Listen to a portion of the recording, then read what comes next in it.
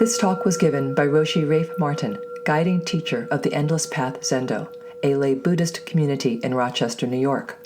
Join our practice, in person or online, at endlesspathzendo.org. So today is Saturday, February 14th, 2026. The traditional date of the Buddha's Parinirvana, his death, is February 16th in the Mahayana calendar. So this is our celebration and honoring of the Buddha's whole life with this half-day Zazen Kai we're doing today, which is really the culmination is the Parinirvana. Because really when you take a look at it, the Buddha didn't just die. He practiced the entrance into dying. His practice was the practice of dying. This is different. This is a very conscious process we're talking about. And of course, it all emerged from a vow, an ancient vow, which took place eons and eons in the past. A vow to use this very life, each life, as it is, as a vehicle towards maturing further and being of benefit to all beings. And this is the pattern of the Bodhisattva path that the Buddha articulated with countless lifetimes of effort. Dogen says if you want to paint a picture of a Buddha, you paint it with countless kalpas of assiduous effort, countless kalpas of assiduous effort. That's how you paint a picture of a Buddha. And the Parinirvana is really the culmination of these countless lifetimes of effort of maturing further and further. And of course, Buddhist tradition says, astonishingly, that the Buddha himself is still only halfway there, which is almost impossible to grasp in terms of the depth and of practice that can indicate. So this morning, I'm going to read from two of my earlier books. One is Hungry Tiger's Revised and Expanded Edition, completely revised and expanded edition. Buddhist Myths, Legends, and Jataka Tales, with a foreword by Roshi Philip Kaplan. And this is lays out various Buddhist legends of the life of the Buddha, and then Jataka Tales follow. This originally came out a long time ago.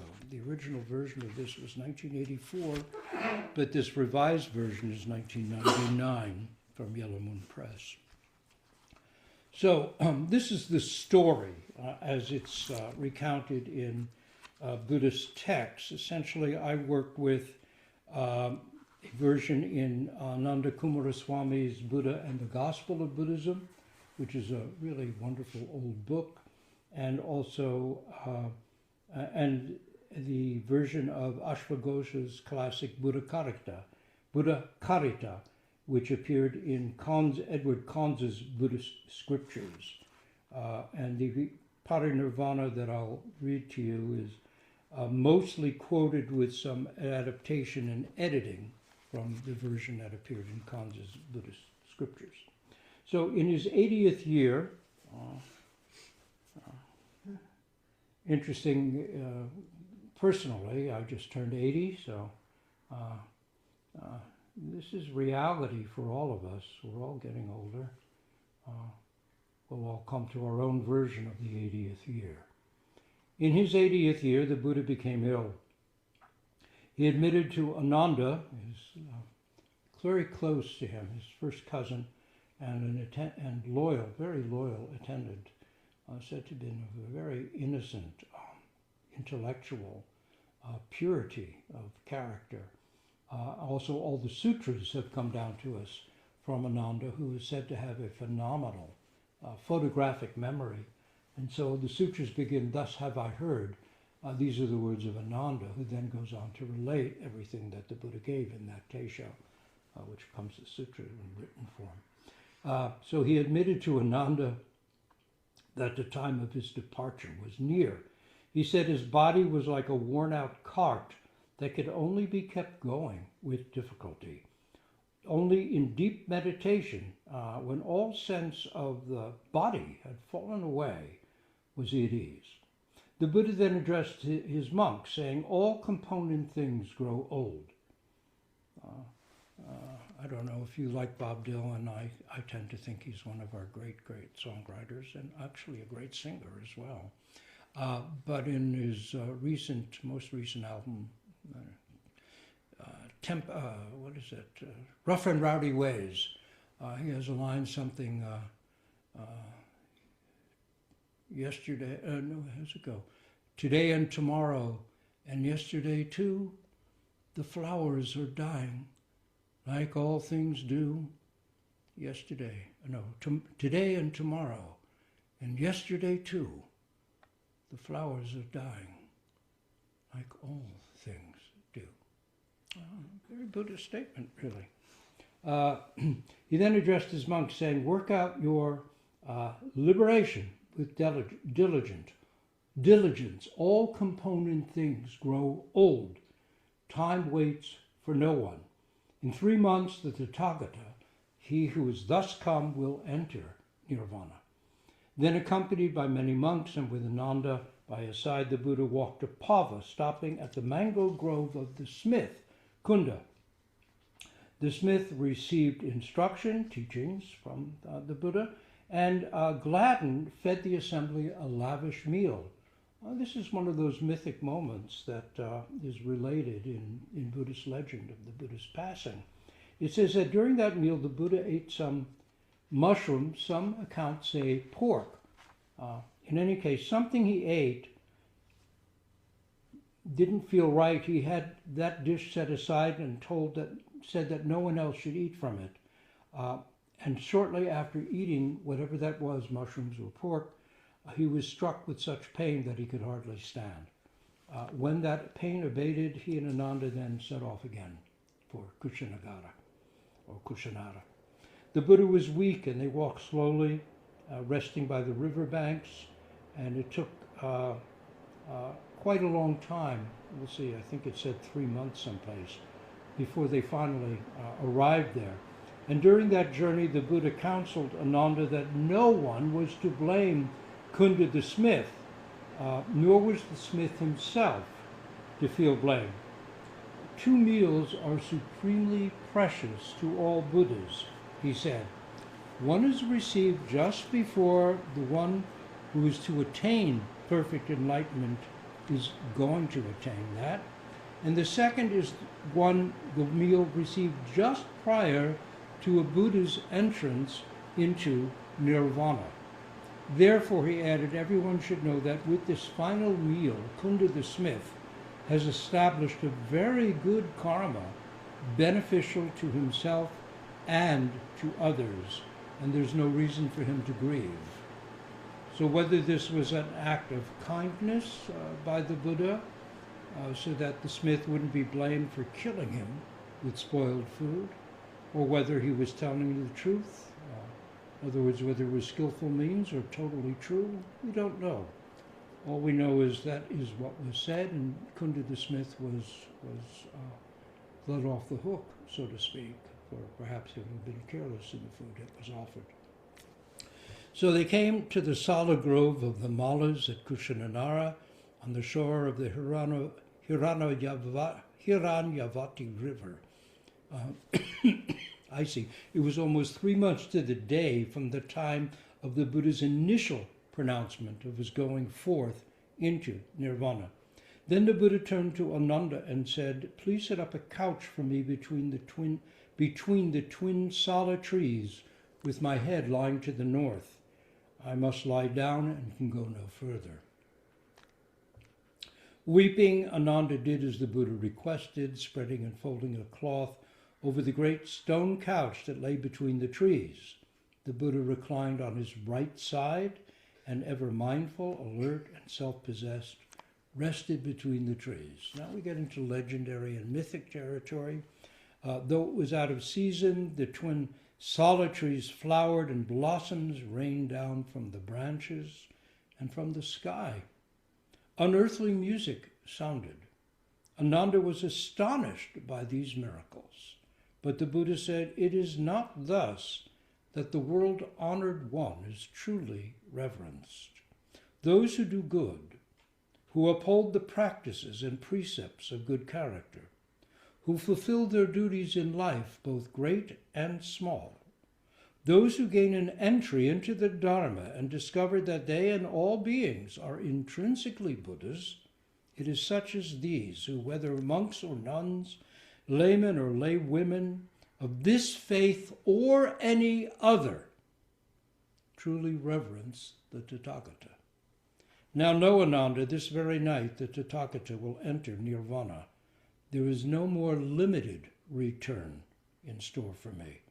No further error or suffering."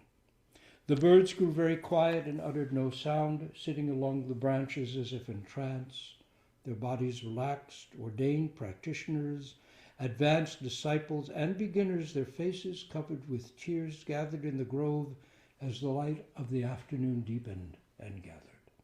"Go, Ananda," said the Buddha, "and tell the Mallas that it is time.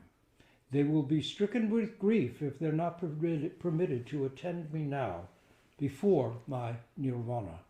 So Ananda went and told the Mallas, the people who owned the traditional Sala Grove was in the possession of the Mallas, tribal people or family, cult, anyway, the Mallas. It was their ancestral place. The Mallas, their eyes streaming tears, came at once, and Ananda presented them to the reclining Buddha, family by family. Each came before the Buddha, who was lying on that couch on his right side beneath the solid trees. And each family made their farewell to the Buddha. Then, anguish in their minds, they stood weeping among the trees of their own Sala Grove. A lone truth seeker named Subhadra, troubled with doubts, arrived hoping to see the Buddha while time remained. And in fact, there's a Jataka tale about Subhadra, which we've referred to in the past, of an animal Jataka, a lone antelope, the last of the herd to cross a river. And that was said to be Subhadra in a past life, Jataka, connecting with the Buddha, who had kind of helped him at that moment. Anyway, Ananda refused Subhadra, having an interview that is a one-on-one, a kind of doksan with the Buddha, saying, "The hour is late, the exalted one is growing weaker, friend. Do not trouble him now. You're too late." But the Buddha, overhearing this, asked that the wanderer Subhadra be admitted to him. And Subhadra questioned the Buddha, and with the Buddha's replies, his doubts about the Dharma and its truth were resolved. And he was then admitted into the Sangha, the last disciple to be personally accepted by the Buddha. Then the world-honored one, seeing the Mallas still caught in the nets of distress, spoke as follows: "Your despair is quite inappropriate, and you should regain your composure. The goal, so hard to win, which for so many eons I have worked hard for, is now at hand. When that is won, there is no earth, water, fire, wind, or air present, but complete knowing and unchanging bliss, beyond all objects of the senses, and a peace which nothing can take away. When you hear of that, and know that no becoming further mars it, and that nothing there can ever pass away, how then can there still be any room in your minds for grief?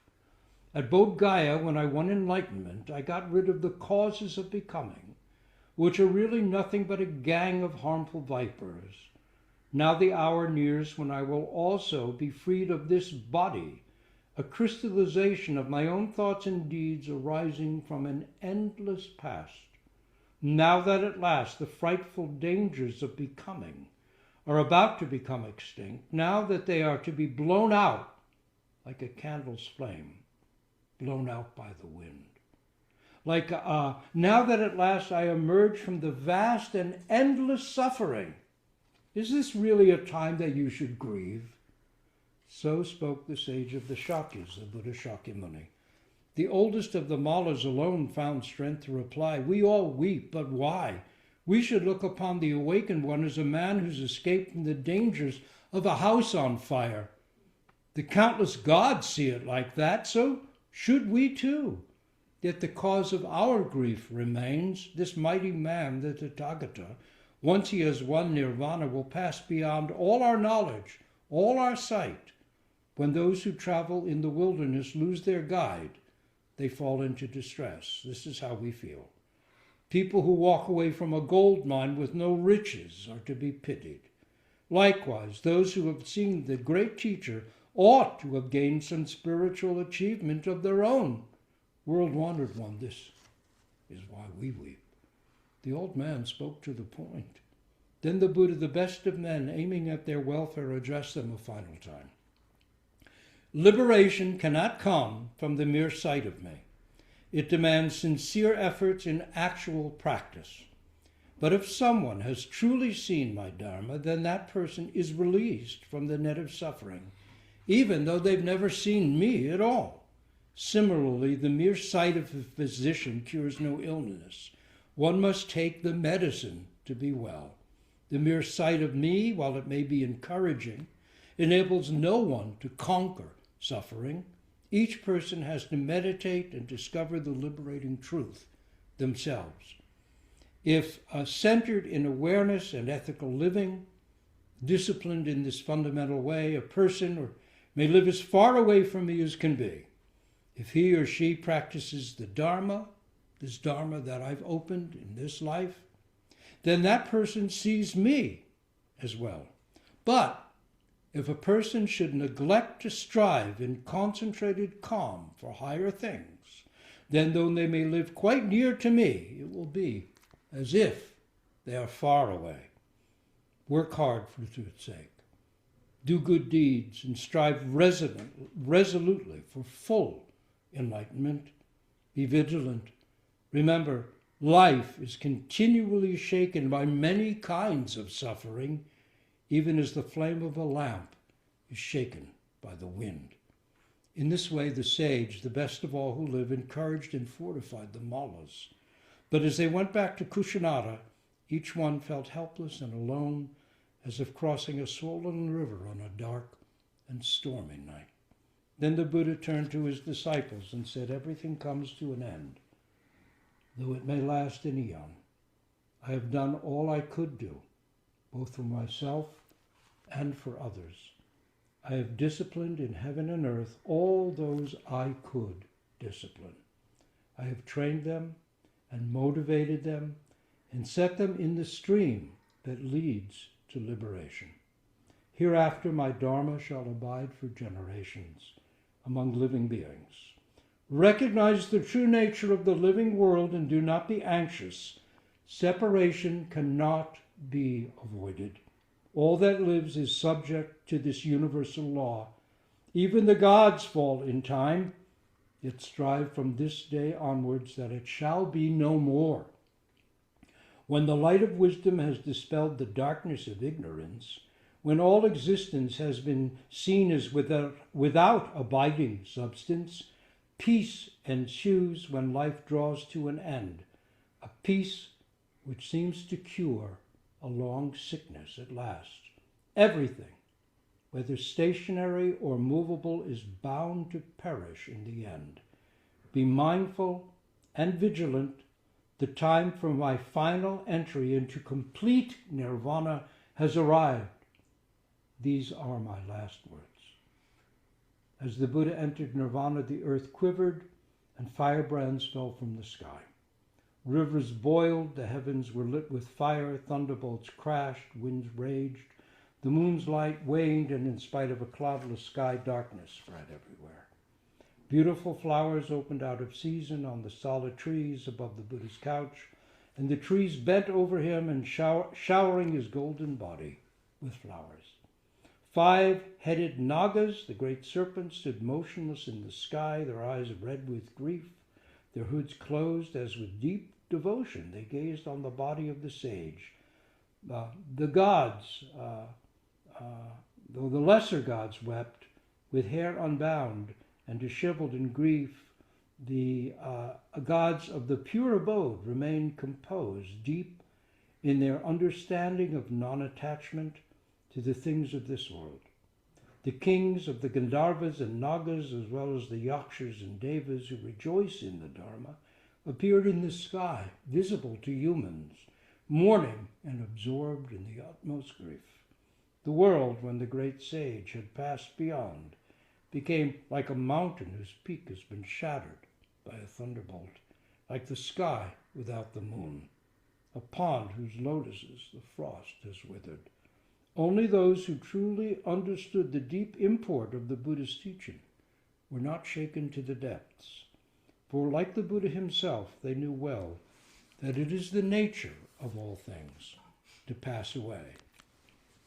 On the 7th day after the passing into nirvana, the body of the Buddha was borne to the shrine of the Mallas, where it was set upon a perfumed pyre and consigned to the flames. The bones that remained were honored for another 7 days. Then at last these final relics were divided into 8 portions and distributed equally to those clans and territories among whom the Buddha had, while alive, most often traveled and taught. So we'll look at a commentary on this now in the same book, The Hungry Tigers. After 45 years of teaching, the Buddha entered nirvana. The moment is revealed traditionally as a powerful culmination of a very active and very generous life. Many carvings and painted scrolls depict this moment in all its beauty and intensity. Up on the altar right now we have a printed reproduction of one of the very famous scrolls, and you'll see it later. We'll turn it around. You see the Buddha lying on the couch beneath the solid trees, and surrounded by animals and humans and gods, and all weeping. This is a very traditional. China and Japan produced many of these. 17 centuries later, the Buddhist monk poet Saigyo, Japanese, viewing blossoms, wrote this verse. If you don't know Saigyo's poetry, he's really a great poet. He had been a samurai earlier in life, became a Buddhist monk. And he wrote, "I saw in Yoshino's billows of blossoms that long ago time of great passing, when the solid trees surrounding him suddenly turned as white as cranes. I saw in Yoshino's billows of blossoms that long ago time of great passing, when the solid trees surrounding him suddenly turned as white as cranes." Of course, cranes fly away. They fly across the sky. Though 2,000 years had passed, Saigyo looks at blossoms and sees the Parinirvana. The moment of the Buddha's Parinirvana is unrivaled, except for the enlightenment itself, in the depth of feeling it evokes in the Buddhist imagination. And so enlightenment, on one side, the entrance into timelessness and great peace, and the other side, the Parinirvana, they complement each other. And that moment is when he goes completely into that great, empty, vast, empty, nothing even to be limited by the word holiness, foundational aspect of our own nature, each of our nature, each thing's nature. So the one side is the realization of it in enlightenment, and the second, the complete entrance into it, which is the Parinirvana. Lama Govinda, in a really wonderful old book, Foundations of Tibetan Mysticism, which you'd think had very little to do with Zen, but it's really quite an interesting book. And Lama Govinda was a very insightful. He was a Westerner, one of the early Westerners to really practice Tibetan Buddhism. Wrote in Foundations of Tibetan Mysticism Those who keep aloof from the contacts of life miss the opportunities of sacrifice, of self-negation, of relinquishing hard-earned gains, of giving up what was dear or what seemed desirable, of service to others, and of the trials of strength in the temptations and ordeals of life. Again, to help others and to help oneself go hand in hand. The one cannot be without the other. However, we should not force our good deeds upon others from a sense of moral superiority, but act spontaneously from that natural kind of selflessness which flows from the knowledge of the solidarity of all life and from the indescribable experience of oneness gained in meditation, and experience whose universal character was expressed in the general religious attitude of the Mahayana. It was this knowledge of solidarity which, however imperfect in its first dawning, led the Buddha in his former existences upon the path of enlightenment. This is what's portrayed in the Jataka tales, this decision to mature along a path of greater wisdom and compassion through countless lives. This is the great mythos of Buddhist tradition, and which made him renounce his own immediate liberation when meeting the Buddha of a previous world age in order to gain perfect Buddhahood through the experiences and sufferings of countless rebirths in the practice of the Bodhisattva virtues, which would enable him to reach the highest aim, not only for himself, but for the benefit of innumerable other beings as well. It was this knowledge which made the Buddha return from sitting under the tree of enlightenment, the Bodhi tree, in order to proclaim his, what Govind is calling the gospel, his gospel of light, according to which the faculty of enlightenment, or bodhicitta, is inherent in every living being. Whenever this faculty becomes a conscious force in any being, a bodhisattva is born. To awaken this consciousness was the life's task of the Buddha. It was this that caused him to take upon himself the hardships of a wandering life for 40 long years, instead of enjoying for himself the happiness of liberation. Well, we can stop with that here, because we'll go on to A Zen Life of Buddha, a more recent book of mine, and look at the Parinirvana from the foundation of actual Zen practice.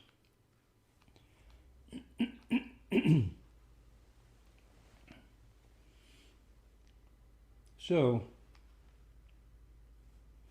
let's be honest.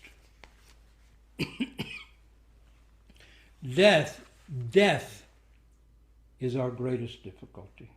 Accepting it, and for lack of a better word, doing it, are our most severe challenges, fraught with the deepest anxiety and trauma. All challenges and difficulties in life stem from or circle around this primal one of finality. It's unimaginable. Finality. I won't be here.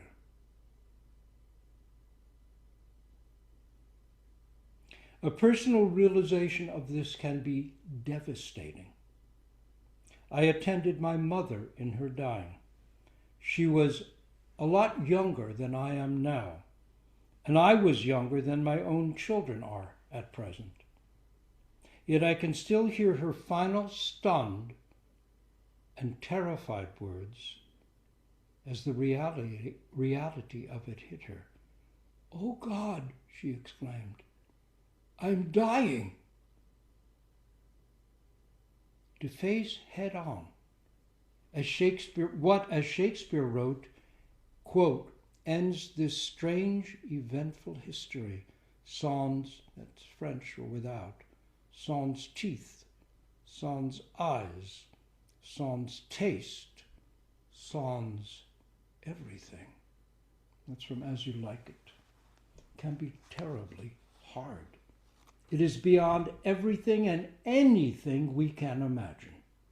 a lifetime of practicing, of learning to be fully present with what is, seeing through habitual, unconscious identification with this isolated, interior, small-minded sense of ourselves, crouched down and terrified, is our best preparation. Roshi Kapleau liked Woody Allen's joke, "I don't mind dying, I just don't want to be there when it happens." Roshi Kapleau used to say, he almost had it there. So what was missing? I think of the old saying, to gain a certain thing, you must become a certain person. But once you become that certain person, you may no longer need to gain that certain thing. In short, Woody Allen could joke about it, but what about living it? Death is at the core of Zen, because it is at the core of life. Hakuin wrote about the terrific virtue of what he called the great death, his version of Dogen's dropping body and mind and body dropped. It is liberation itself he is referencing, the realization of samsara, this world as created by a wandering, inattentive mind, as nirvana, the great perfection of wisdom, compassion, and non-self-centeredness. He is speaking about seeing through avidya, a Sanskrit word meaning primal ignorance of our own non-dual nature. Hakuin is talking about dying to all that, and all that rises from it. The Buddhist teaching is traditionally known, get this, as a poison drum, because it said that anyone who hears it is killed dead. Isn't that great news? It's not just an Eastern thing. In 1826 in London, William Blake signed a guest book with a beautiful drawing of a human figure stretched out as if reclining or flying, with a scroll kind of unscrolled beneath this beautiful, elegant human figures just soaring along. And surrounding this elegant form were these words, "William Blake, who is very much delighted in being in good company, born November 28th, 1757 in London, and has died several times since." And has died several times since. I wonder what the other guests at that gathering made of that. I'm sure they were totally convinced that Blake was a madman. But man, was he with it. Speaking from his own experience, it's just unbelievable. Interestingly, in 1749, Zen Master Hakuin wrote on the occasion of honoring a friend and student who had died this little verse, "Turning my head, a soaring Mount Fuji capped with snow, its lower half flushed in the crimson glow of the rising sun. Turning my head, a soaring Mount Fuji capped with snow, its lower half flushed in the crimson glow of the rising sun." Hakuin's heir, Torei, whose Bodhisattva's vow we recited together this morning, annotated this verse by writing, "These are lines whose point is grasped after you have died 2 or 3 times. These are lines whose point is grasped after you have died 2 or 3 times." Just like what Blake was saying. This is dying. Dying to the self completely. Allowing everything to step in. And you step from the top of the 100-foot pole, you find that the world of the 10 directions is your entire body. What do you lose by such dying? You lose everything you've been trying to get rid of from the beginning. What do you discover? Everything you've been searching for. That's already been yours from the very beginning. This is really the essence of Zen. In reality, we're dying all the time. We call this ongoing, daily, minute-by-minute entrustment to reality our life. The Rolling Stones song Ruby Tuesday always struck me as charmingly profound, with its line, dying all the time, lose your dreams and you will lose your mind. Ain't life unkind? Losing your mind unkind? Maybe we should be shouting, hooray! For the Buddha, death was the activity of complete entrance into nirvana. It was his Parinirvana, his entrance into nirvana, with nothing left behind. It was total entrustment, a complete giving into the actuality of realization. Practice realization itself is an entrustment, which Dogen says releases birds to the sky, flowers to the spring, snow to the winter, us to ourselves. It is the sustained exertion or continuous practice of this moment, allowing everything to finally be without attempting to force it into accord with our own cherished hopes and expectations. When we release our clinging and accommodate reality as it is, the 10,000 things can step in and be us, which, as Dogen says, is intimacy or realization. Such dying is the essence of fullest living. Breath by breath, we entrust ourselves to the universe, to the elements that brought us forth, to our own thoughts and deeds, to our ancestors, loved ones, planet and children, to the mysterious affinities of our own karma. It is the way of ripeness and completion. The morning of the Buddha's great realization, the morning star stepped in and realized itself as Buddha. The morning star stepped in and realized itself as Buddha. And yet, when death says, ready or not, here I come, while intellectually we have always known this was coming, accepting that this moment has arrived can be very, very hard. It's something we all fear. It's something that we're terrified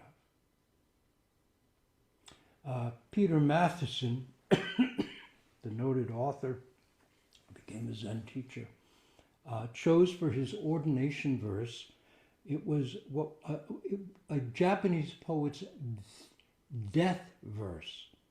And that verse that Matheson used as his ordination verse, a death verse by a Chinese poet, goes like this. I always knew that one day I would take this road. Yesterday, I did not know it would be today. I always knew that one day I would take this road, but yesterday I did not know it would be today. Remarkably, Zen masters of old seem to have found a way to enter their final moments without reservation. Some died seated, some standing on their heads, some giving Teisho, some eating cake or writing a poem, some with a great laugh or shout. One old-timer, groaning in pain, indicated that his groans were themselves a kind of prayer or praise. Make of that what you will. Contemporary teachers, too, have ended their days on a note of humor or calm. Practicing sincerely, we may also uncover the essence of the liberating insight that brought such relief to them and can bring relief to us from our own mortal terrors. The impermanence unto death of our own cherished self is the source of our greatest anguish, and as such underlies all acts of foolishness and evil. We can be so terrified of impermanence that in seeking to protect our precious, fading self, we can strike out, causing endless harm. That news is writ large these days, protecting the self that is fading, that is dying, minute by minute, has led to acts of such great evil it can hardly be comprehended, all to protect something that has no fundamental, abiding reality. It is shameful what we're seeing, horrifying what we're seeing. And yet, history is the story of such wreckage again and again. This is the human condition, which birthed Zen, which birthed the Buddha. Our responsibility is to work with it and see through it, for our own sakes, and also for the sake of our own peace of mind, but also for the sake of others. In light of this, the Buddha aimed his teaching at one target only, which is ending suffering. The unnecessary pain we cause ourselves and others due to avidya, fundamental ignorance of our own nature. A Buddhist parable relates that the great teacher was once sitting with his Sangha in a grove of trees where countless fallen leaves littered the ground. And the Buddha asked, are there many or few leaves? A rhetorical question. No doubt the ground was covered with them. And dutifully his Sangha answered, the ground is covered with many leaves, honored one. The Buddha then picked up a single handful of leaves and said, in my hand now do I hold many or few leaves. And once again, dutifully, his Sangha answered, very few leaves, honored one. And then the Buddha said, while the knowledge I have gained through enlightenment is like the many leaves, what I teach is only this handful.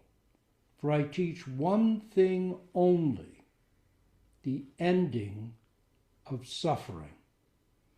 I teach one thing only. This is an amazing statement, the ending of suffering. In other words, through realization, through enlightenment, the Buddha gained knowledge of many, many things, countless things. But what he taught, what his teaching was how to end suffering, because that's what human beings deal with. The Buddha also said, imagine someone who's been struck by an arrow. The physician arrives, but before the wounded person will permit the doctor to remove the arrow and treat the wound, they ask, tell me, was I shot with a claw-headed arrow or with one with a straight point? Is the shaft spiral feathered or not? Was the shooter left or right-handed? Such a person, the Buddha said, would die before the arrow could be removed. The arrow of impermanence has already struck each one of us. How shall we respond? How will we be healed? The essential point is to remove the arrow and get well. But will we? The point of practice is not to think about practicing, but to do it, which means steadily, with consistency, committing ourselves daily to zazen, to the count, to the breath, to the koan, and to do it again and again. What saves a person, as Saint-Exupéry, the aviator, pioneering aviator and writer, wrote, is to take a step, and then take another step. It is always the same step. but you have to take it. It's always the same step, but you have to take it. February 16th marks the date on the Mahayana calendar of the Buddha's entrance into nirvana. How did the Buddha make his transition from this life? The word nirvana, this is its literal meaning. Nirvana literally means blown out. The way a candle's flame is blown out by the wind or by a breath. Poof! Gone. Nirvana is the complete blowing out of all lingering flames of greed, anger, self-centeredness, and ignorance. What remains when even the faintest traces of ingrained self-centeredness are gone, entirely gone? For a realized Buddha, the passage from this life is said to mark yet another step on the unfathomable road of complete fulfillment. Prajna Paramita's perfect wisdom is gone beyond knowledge, more immediate than thought. It splits the sky like a lightning bolt, scores the night like a shooting star. Dogen says that maturing selfless practice continues endlessly. Practice doesn't end with something called realization or enlightenment. Rather, practice realization is renewed and matures endlessly.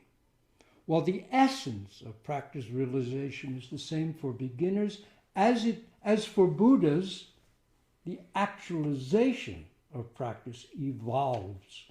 It's like saying, taking up a paintbrush and painting a picture of a rank beginner is the same act as Rembrandt painting a picture, only the degree of maturity between the two is unfathomable.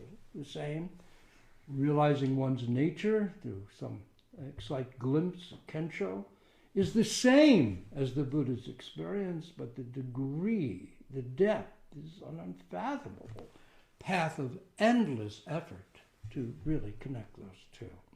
Intimacy with counting the breath, with each breath, with the koan, is going beyond dualistic views of me and here and everyone and everything else. Out there, there is no longer room for this relative to that. When we hear about in Zen the absolute and the relative, emptiness and form, relative simply means things not seen absolutely as themselves, but relative to one another. So a toothpick relative to the Empire State Building is small, but the Empire State Building compared to Mount Everest is small. These are its relative realities, but absolutely the Empire State Building is completely itself, and a toothpick is completely itself. Relative simply means seen relative to other forms, other things. But in counting the breath fully, in working on a koan completely, there's no longer room for this relative to that. Focusing on the practice, the relative world and the self that maintains it are momentarily forgotten. Gone, entirely gone. This dying to conditioned self-centeredness is prajna paramita, perfect non-dual wisdom, which carries with it the flavor of nirvana. Doubt in Zen is not skepticism, but a willingness to face questions that no one can answer for us. No teacher and no Buddha. Why was I born? Why must I die? Why must I face the difficulties I face? Why is there injustice in this beautiful world? Why do innocent children and animals suffer? Who is it that right now hears these words? Who is it that right now sees colors with the eyes? Such doubt is faith in action. In Dharma Nature, section 23 of the Shobogenzo, Eye of the Treasury of the True Dharma, Dogen, back around the year 1200, wrote, "Grass, trees, and forests are impermanent. They are Buddha nature. Humans, things, body, and mind are impermanent. They are Buddha nature. Land, mountains, and rivers are impermanent, as they are Buddha nature. Unsurpassable, complete enlightenment is impermanent, as it is Buddha nature. Great Parinirvana is Buddha nature, as it is impermanence." Great Parinirvana is Buddha nature, as it is impermanence. We fight impermanence. We reject impermanence. We struggle against impermanence. But it's like the flow of a river. What if you go with it? As for impermanence, we have this in our koan curriculum, Blue Cliff Record, Hekiganroku, case 29. A monk asked Dasui, when the conflagration at the end of the kalpa sweeps through and the great cosmos is destroyed, I wonder, is this one destroyed or not? Dasui said, "It will be destroyed." The monk said, "Will it be gone with everything else?" Dasui said, "It will be gone with everything else." This can be taken as a Zen Buddhist version of tough love, but it can also be seen as a tender gift when the compulsive, habitual addiction to me and my falls away, when it is blown out like a candle's flame. What then is there? Will it be gone with everything else? It will be gone. Gone. Gone. With everything else. Dogen writes, "What is the one thing that bodhisattvas guard? It is the aspiration for enlightenment. Bodhisattvas, great beings, always endeavor to guard this aspiration for enlightenment, just as people in the world protect their only child. It is like a one-eyed person protecting the working eye, or people traveling in a vast wilderness protecting their guide. Bodhisattvas guard the aspiration for enlightenment in this way. Because bodhisattvas guard the aspiration for enlightenment, they attain unsurpassable, complete enlightenment.